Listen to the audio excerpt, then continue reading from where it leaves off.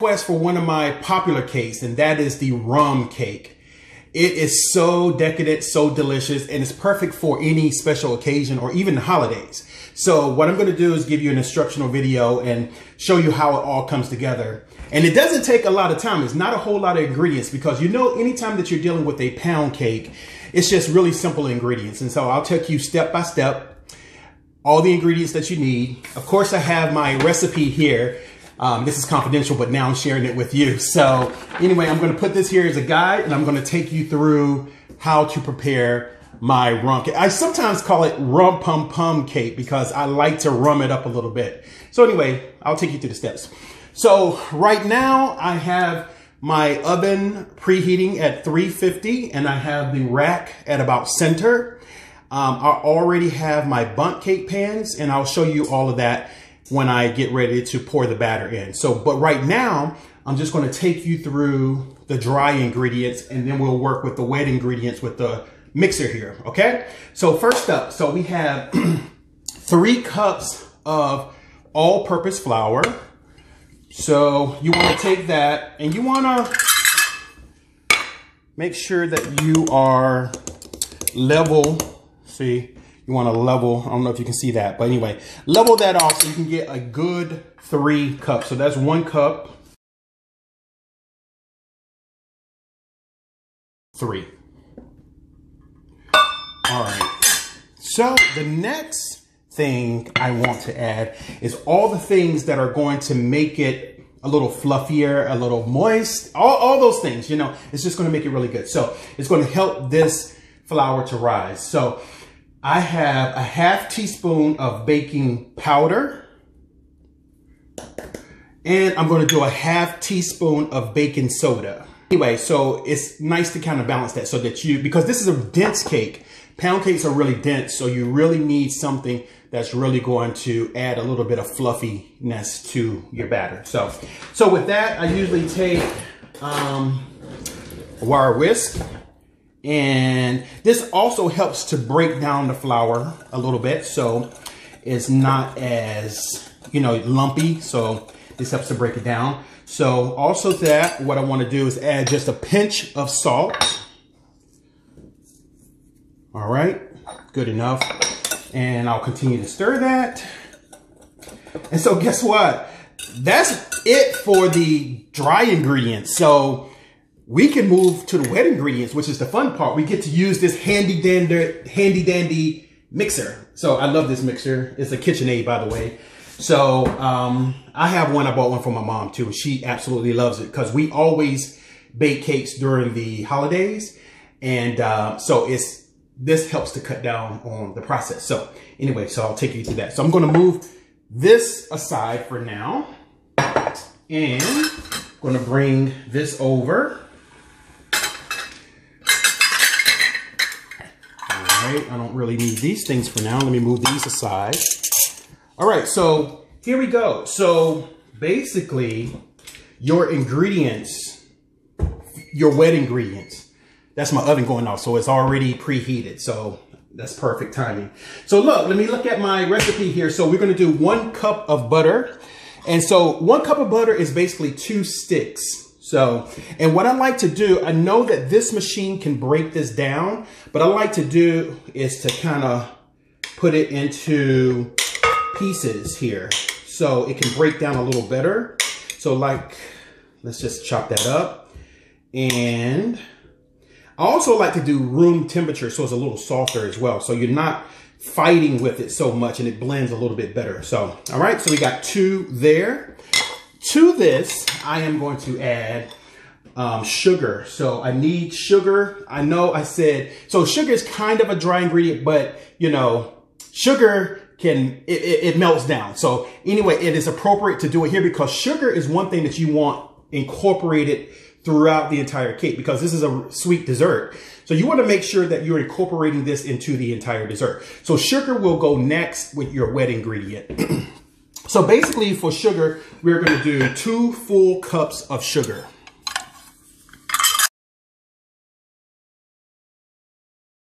All right, 2. All right, perfect. All right, so now we can start blending this because this blends well together. So what I'm gonna do is go ahead and lock this in place. I'm gonna set it for low and just let that incorporate. I'll speed it up in just a minute. So let's just watch this kind of do its thing, and yeah, it will be fully incorporated. And then we're gonna start adding other wet ingredients. So some of the other things that we're gonna add, we have 4 eggs that we're gonna add. We also have some extracts that we're gonna add, and we're gonna add some buttermilk. I already have all these things pre-measured, so I'll be sure to put the recipe down at the bottom or below this video so that you can have all the ingredients prepared and ready when you're ready to put this together. So, all right, so you see how this is getting incorporated. So I'm gonna speed it up just a little bit. Not so much that it's gonna fly out, because let me tell you, there have been times this apron has come in really, really handy, because this stuff can go everywhere, especially when you're dealing with these dry ingredients.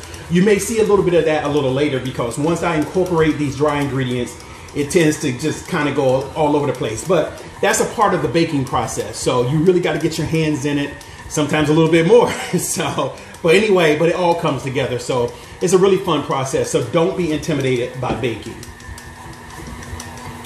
All right, so this is really going.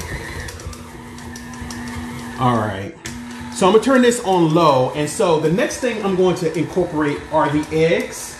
So I have 4 large eggs. Let me just move this out the way. 4 large eggs here. And what I'm gonna do is crack them one by one. But here's the thing. Don't crack them directly into your sugar combination. Crack it into I like to use a clear dish, because if any of these shell pieces are in your egg yolk or your egg, then you can see them and you can easily scoop them out. So let's just do a few of them. I can show you what I mean. So there's one. All right, so now these are cracked and out the way. Now see, you can see each of the individual yolks in there. And so, and now here's the trick, is that even though that these are all together, you can easily drop one at a time in there, because it pulls in, the yolk pulls in the egg white as well. So we're gonna incorporate one at a time.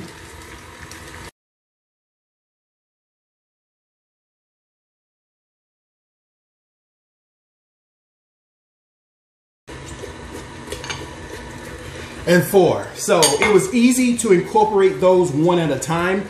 Even they were cracked and in a bowl together, you could easily put them into the bowl. It's not a problem. It all goes in together. So I'm going to turn up this mixer just a little bit.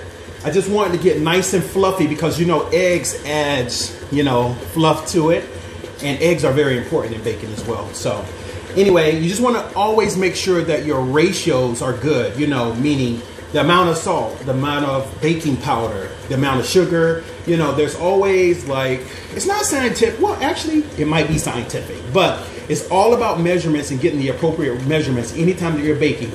That's cakes, cookies, pies, anything that you bake.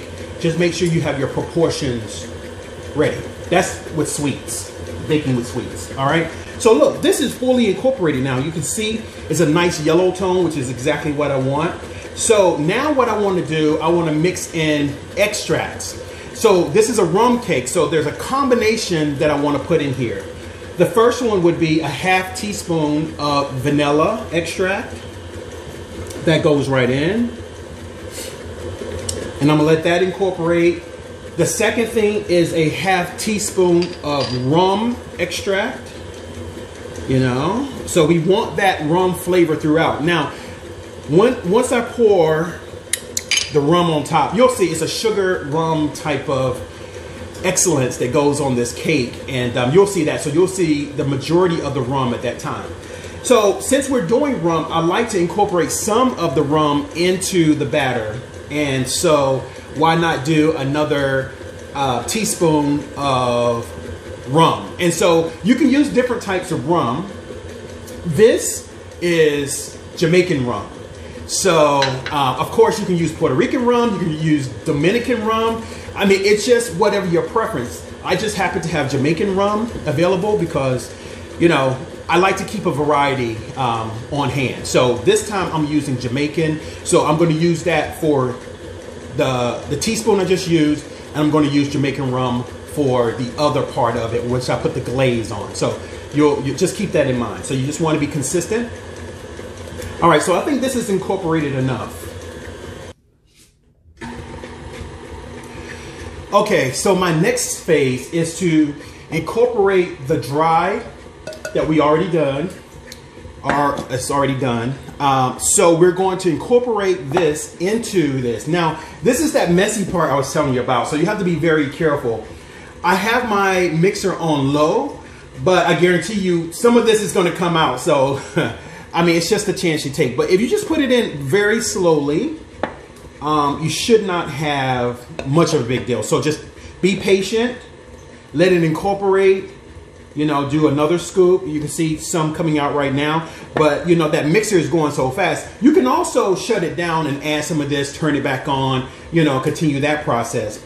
Now, once you've got maybe a third of this in, then you want to loosen it up with some buttermilk. And I have that full cup of buttermilk, and that will help loosen it up as you go. So I'm going to get this third of the dry ingredient in.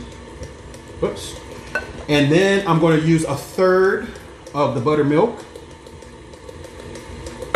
So now see how that loosens everything up and the mixer is going. So I'm just going to let that go for a little while. So I'm just going to continue that back and forth, and then of course we'll continue.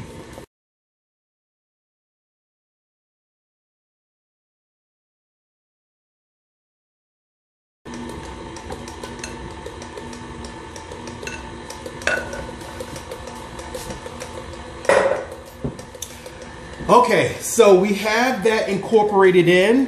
What I like to do sometimes is just take, you know, a spatula, kind of push down the sides just to make sure that you don't have any flour or sugar mixture. You want everything incorporated because we're going to need all of this batter to make this pound cake, okay?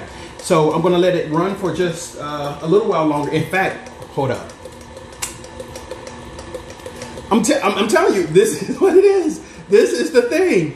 So I taste a little bit of the rum. I taste the vanilla. I taste all of that. So anyway, so you don't have to go extreme with your extracts because it will be noticeable in here. But like I said, once we do the glaze, you will really see exactly what this cake has going on. But anyway, so this is delicious. So let's put that away. All right, so I think that this is incorporated enough. So, so guess what? It's time to put it into the Bundt cake. And like I said, the oven is already preheated at 350, center rack in the middle. And so what we're gonna do is get ready to do the Bundt part and pour it in there, okay? So there's a couple types of Bundt pans that you can get. One is a little bit more decorative. You know, you see like these striations. I mean, a little bit of sectional. It's a little bit of a more presentation, especially if you're turning it over and presenting this side of it. And then there is the straight up one that's just very clean. If you're going to do nice icing or decorations, this one is really good. But for this recipe, I could use either. I'm going to use the more decorative because, like I said, this was a request from someone and I want to make sure that the presentation is good because I want to top this off with some special items. So hopefully we'll get to that in this video. If not, I'll cover it in another one. But anyway, so let's get started. So first we have our Bundt, and what I like to use, this is the best stuff. It is this spray. It's a cooking spray that already has flour incorporated in it. So you simply spray it on. This is good for this type of Bundt cake pan because you see all these crevices in here. It's easy to get to. Otherwise, you would just, you know, you would use, you know, whether you want to use shortening butter, you want to butter and flour, or use some type of oil and flour, and you would have to do it all by hand, and you know. But this stuff, let me show you really quick. Just take it, just in a matter of a few minutes. Boom, it's coated, okay? That's it. So now that is coated. Let's take this out. Whoops. We're gonna pull this up. I have another spatula here, so I'm just gonna scrape all of that down. Like I said, we want all the batter. We want all this batter in there. All right, so I will loosen this. Okay, so now what I want to do is just pour the batter evenly. The operative word is evenly. So you want to twist it as you go. So as you pour it in, there we go. You just give it a slight turn. Hopefully you can see this. And we keep it going. Even at this part, you already know that the cake is going to be good because the smell of the batter, just the batter alone smells great. So we're off to a great start here. All right, so all of that is there. Set that aside. So let me just make sure that that is even. I like to just kind of wave it around just a little bit. All right, that looks good. And so now, just clean off these edges a little bit. So now what I want to do is just get this in the oven, 350. It's going to take around 60 minutes, at least an hour. But you can always do that toothpick test. And that toothpick test is just taking a toothpick, sticking it down in it. If there's any batter visible on that toothpick, once you raise it, it is not done. So just let it go for another few minutes. Do it again. You know, there's no science. It really depends on the type of stove. I'm cooking on an electric stove today. Sometimes gas stoves are a little bit more accelerated, so they may take a few less minutes. But anyway, you know exactly when it's done. Just keep your eye on it. Set your timer for at least around 50 minutes and then start monitoring it from there. Okay? So let's get it in the oven.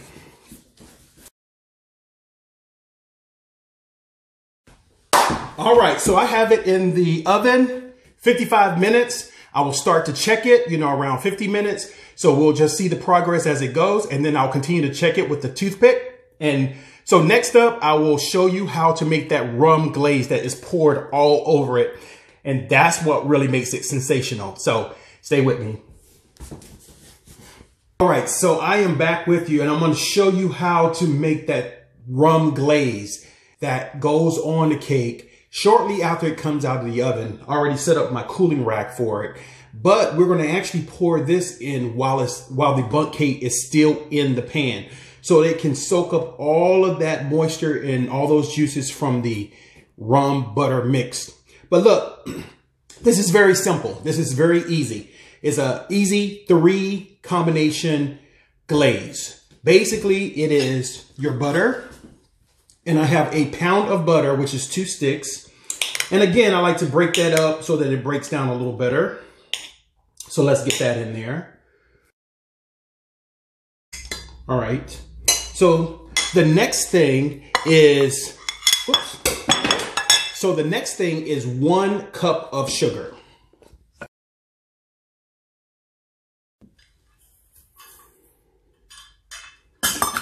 All right. The last ingredient for that is what makes this rum cake special, okay? It makes it special. So, like I said, you can use any type of rum, Puerto Rican, Dominican, Jamaican. I'm just happen to use Jamaican because it's the one that I pulled out the cabinet. So, basically, you're going to take the recipe that I have. I mean, I usually tell people 1/2 cup, but since this is for a festive event, and I know that they're going to love it, I'm just going to do just slightly above that, maybe about 3/4, because and also keep in mind, when this is cooking, the alcohol cooks out of it. So for those of you who are thinking that I'm just going to be off the chain drunk, for this recipe, you're not going to be. A lot of the alcohol will cook out. So you're going to have that rum flavor, but not necessarily the alcohol. Now, there are those who just like to just take a little bit more to add on the cake later. That's another thing. So, but for this particular recipe, if you cook it, most of the alcohol evaporates. So it goes away and you just have that true natural rum flavor. So what's going to happen is that I'm going to put this on medium heat on the stove, let it cook down, and it's just going to create this nice decadent glaze. It's going to be nice and warm. So when that cake comes out, I can pour it right on top to let it soak in. So just stick with me. We're almost there, and I'm going to show you the finished product, okay?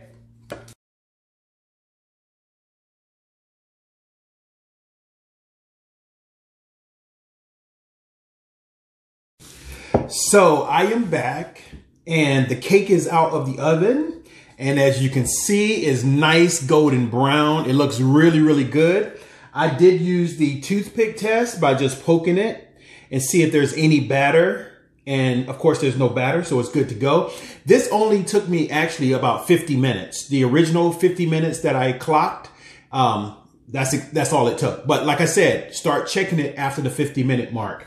But it's golden brown. But of course, this is actually the bottom of the cake because I want to reveal like this really nice design at the bottom for this cake. So it has cooled down enough that I can get it out. But here's the thing, that rum mixture that I put together is now ready. I've had that on low heat after it has boiled down and some of the alcohol has cooked out of it. It's ready. That's what I want to say. It is ready. And so what I'm going to take that, what I'm going to do is just take that and pour it all over this cake. Like I said, I want it to soak in. I just want it to sit here for about 5 minutes. And then I'm going to flip the cake over, let it cool some more, and then it'll be ready to, add a little bit of design to it. Okay. So look at this. Check this out. So this is that butter, sugar. Look at that. It's nice and hot. I don't know if you can see that, but it's still nice and hot. So it's that butter, sugar, and that rum, that Jamaican rum. So while it's still warm, I'm gonna let it cool off just a bit. So once it is cooled down just a bit, I'm gonna pour it all over this and we'll see how that works, okay? All right, so while this butter rum mixture is still warm, I am going to pour it right on top so that it all can just soak in. A lot of it will go to the bottom, which is fine because as I stated, the bottom, this is actually the bottom and then this is going to be the top of the cake. So it is perfect that everything will settle at the bottom and then you'll still have some of that on the current bottom. But of course, you'll have some on the top and bottom. That is what I'm trying to say. All right, look at that. So now it has soaked in. It looks really, really, really good. So now what I'm going to do is, I'm not going to use an actual plate because this is going to be sent out. So I'm just going to use the cardboard because it's going to be packaged really, really nice in a box. So what I do is just add this on the bottom here.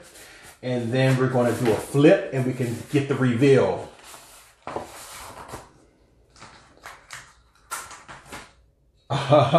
Look at it. It is absolutely, look at that. It's flawless.